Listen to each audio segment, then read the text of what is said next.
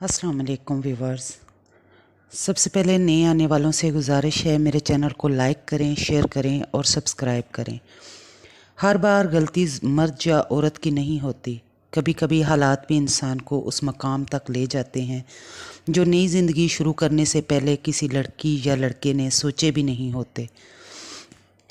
उस्मा की शादी उसके माँ बाप ने बड़ी धूमधाम से की थी। घर की सबसे बड़ी और पहली औलाद की शादी थी। माँ बाप ने कोई कसर उठा न रखी। उस्मा के ससुराल ने भी उसी चाहत से अपने बेटे रज़ा की शादी उस्मा से की। नज़र आने में तो ये अरेंज मैरिज थी, मगर उस्मा और रज़ा की ना नज़र आने वाली चाहत भी इसमें शामिल थी। 5 साल मंगनी रही उस्मा और रज़ा की। वो एक दूसरे को की पसंद नापसंद अच्छे से जान गए थे। दोनों ख़ानदानों के मेल जोल भी पुराने थे। उस्मा शादी करके ससुराल आई तो सब ने ही उसे बहुत इज़्ज़त दी, मगर कनीज़ फूफो जो रज़ा की फूफो लगती थी, उनकी शादी अभी तक ना हुई थी।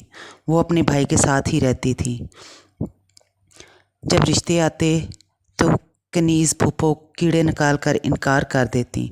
फिर उम्र बढ़ी तो लड़के वाले उनकी घर की तरफ ना जाने जाते। कनीज़ फूफो की उम्र लगभग 36 साल होगी।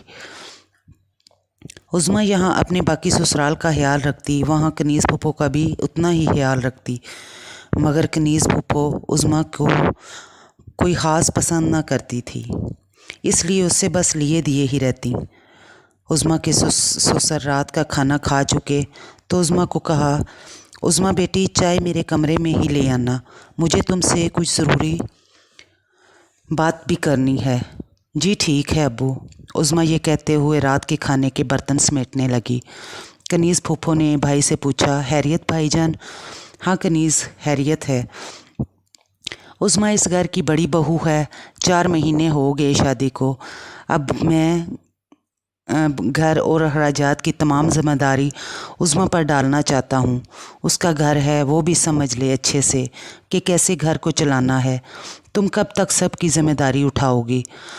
तुम भी ज़रा टेंशन फ्री हो जाओगी। उस्मा के कनीज़ को जवाब में कहा तो कनीज़ सोच में पड़ गई। उस्मा को ज़िम्मेदारी देने का मतलब है कि तिजोरी की चाबियां अब उस्मा संभालेगी और हमें अब अपने अखराजात के लिए उस्मा के आगे हाथ फैलाने पड़ेंगे। उस्मा बीबी, ऐसा तो मैं जीते जी कभी नहीं होने दूंगी। कनीज़ इन्हीं सोचों में गुम अपने कमरे में चली गई कि कैसे भाई को रोके। पिछले 10 साल से ये ज़िम्मेदारी कनीज़ ही संभाल रही थी। उस्मा की सास को भी एतराज़ नहीं था कि कनीज़ ये ना सोचे कि भाई के घर में बोझ हूँ। इसी वजह से कनीज़ की गई कई ज़्यादतियाँ भी उस्मा की सास बर्दाश्त कर जाती और शोहर को कुछ ना बताती, कहीं शोहर उससे ही गलत ना समझ ले। मगर अब बात बहू की थी तो उस्मा की सास को भी फ़िक्र हुई कि उस्मा के साथ अब ये पता नहीं क्या होगा। उस्मा रात की चाय अपने ससुर के कमरे में लेकर गई तो ससुर ने तिजोरी की चाबियां उस्मा के हाथ में देते हुए कहा, लो बई, अपने घर और घर की ज़िम्मेदारियों को संभालो। मैं उम्मीद करता हूँ कि तुम मुझे शिकायत का मौका नहीं दोगी और सबकी ज़रूरतों का ख्याल रखोगी। जी अब्बू, मैं पूरी कोशिश करूँगी। अगर फिर भी मुझसे कोई गलती हो जाए तो मेरी इस्लाह कर दीजिएगा। हाँ बेटा, क्यों नहीं। उधर कनीज़ के सीने पर जैसे सांप लौट रहे थे। उसे जल्द ही कुछ करना होगा। अच्छा खासा राज कर रही थी। उस्मा अपनी ज़िम्मेदारी अच्छे से पूरी कर रही थी। हर कोई उस्मा के गुण गा रहा था। दबे लफ्ज़ों में कनीज़ कीड़े निकालती उस्मा के कामों में, मगर उस्मा सुनी अनसुनी कर देती। उस्मा, मुझे शॉपिंग के लिए जाना है तो मुझे 50,000 दे दो, कुछ मेरे पास हैं, मैं शॉपिंग कर रहा हूँ। फूफो 50 तो नहीं होंगे, आप कल ले लेना, मैं शाम को अब्बू से बात कर लूँगी। उस्मा की सास देख रही थी और सुन भी रही थी।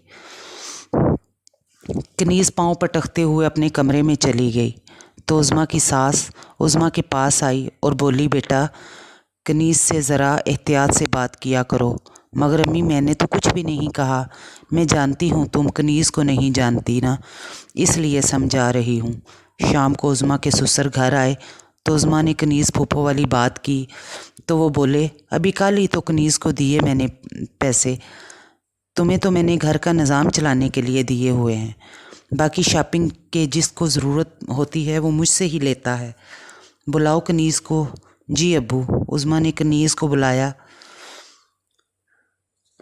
تو کنیز بھائی کے کمرے میں داخل ہوتے ہی دہائیاں دینے لگی کہ یہ مجھے آپ کی نظروں سے گرانا چاہتی ہے، اس لیے ایسا بول رہی ہے، میں بھول گئی تھی کہ آپ نے سے پیسے لے لیے، جو میں نے عظمیٰ کو بتا بھی دیا تھا کہ بھائی سے میں نے لے لیے ہیں،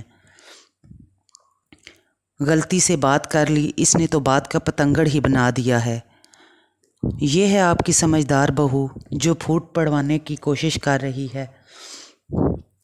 عظمیٰ تو ہکا بکا کنیز کو دیکھنے لگی کہ پھوپھو آپ کیا کہہ رہی ہیں، بس بس میرے منہ لگنے کی ضرورت نہیں، یہ کہتے ہوئے کنیز کمرے سے باہر چلی گئی تو عظمیٰ کے سسر بولے جاؤ بیٹا اپنے کمرے میں، آئندہ احتیاط کرنا۔ مگر ابو کہا نا بیٹا جاؤ اپنے کمرے میں۔ عظمیٰ شرمسار سی اپنے کمرے میں چلی گئی۔ عظمیٰ کی ساس سب دیکھ رہی تھی مگر چپ رہی، وہ خود بے بس تھی۔ اگلا ایک ہفتہ سکون سے گزرا کہ خاندان میں ایک دعوت پر سب کو جانا پڑ گیا۔ عظمیٰ کے سر میں شدید درد تھا تو اس نے کہا آپ جائیں، میں پھر کبھی چلی جاؤں گی، رضا کو بھی فون کر دوں گی، وہ آفس سے سیدھے آپ لوگوں کی طرف ہی آ جائیں گے۔ سب دعوت پر چلے گئے تو عظمیٰ آرام کرنے کے لیے اپنے کمرے میں چلی گئی۔ 2 گھنٹے بعد دروازے پر دستک ہوئی تو عظمیٰ نے دروازہ کھولا تو کنیز پھوپھو کھڑی تھیں۔ پھوپھو آپ اتنی جلدی واپس آ گئیں، سب ٹھیک تو ہے نا؟ ہاں عظمیٰ میری طبیعت بھی کچھ ٹھیک نہیں تھی، میں اپنے کمرے میں جا رہی ہوں۔ اچھا سنو تم جاؤ اپنے کمرے میں آرام کرو، میں چائے بنا لوں۔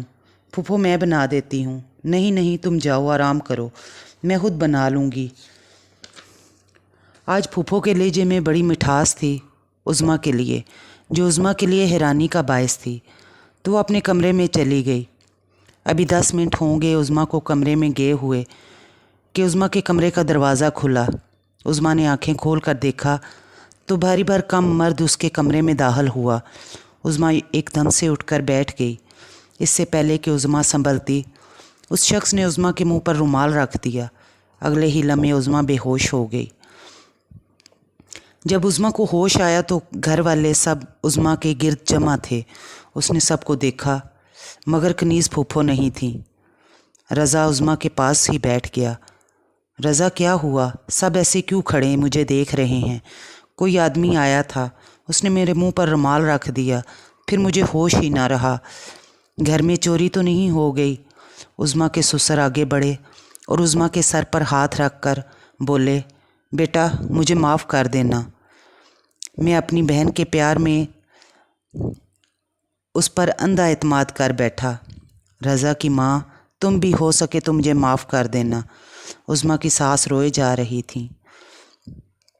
سسر یہ کہہ کر کمرے سے نکل گئے تو عظمیٰ کی ساس نے بتایا مجھے کنیز پر شک تھا کہ وہ تمہارے ساتھ بھی ایسا ہی کچھ کرے گی جیسا وہ 10 سال پہلے میرے ساتھ کر چکی ہے، میں سمجھی نہیں امی، عظمیٰ ساس سے بولی۔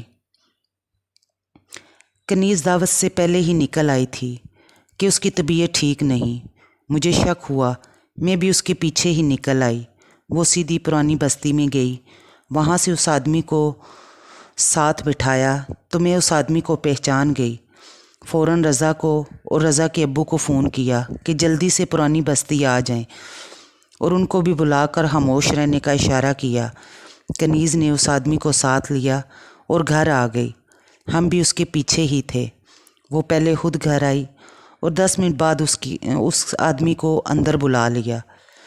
ہم بھی اندر آ گئے تو سیدھے تمہارے کمرے کی طرف آئے۔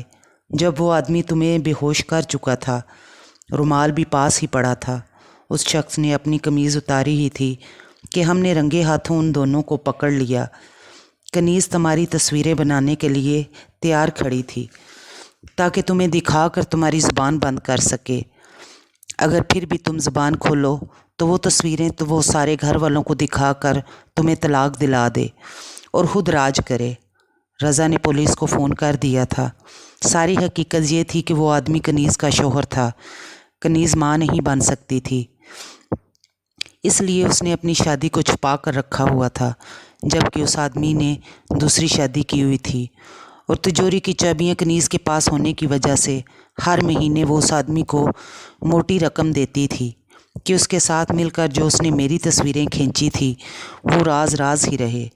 تمہارے سسر کو سب حقیقت کا پتہ چل گیا تو انہوں نے اس آدمی کے ساتھ کنیز کو بھی پولیس کے حوالے کر دیا۔ امی، میں آپ کا کس طرح شکریہ ادا کروں؟